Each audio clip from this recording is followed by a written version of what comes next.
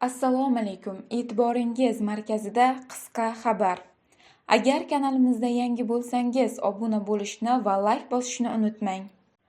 Alohida yashayotgan ayollar bolalar nafaqasiga da'vogar bo'la oladi.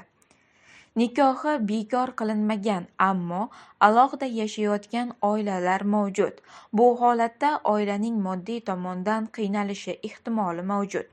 Birga yashamayotgan holda eri aliment bilan ta'minlayotgan bo'lsa ham, erini oila tarkibiga kiritmasdan bolalar nafaqasini olish imkoni tug'iladi.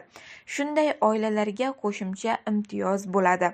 Bu holatda avtomatik aniqlash tartibi qo'llaniladi. Aliment oluvchilar ro'yxati Majburiy byuro axborot tizimidan taqdim qilinadi.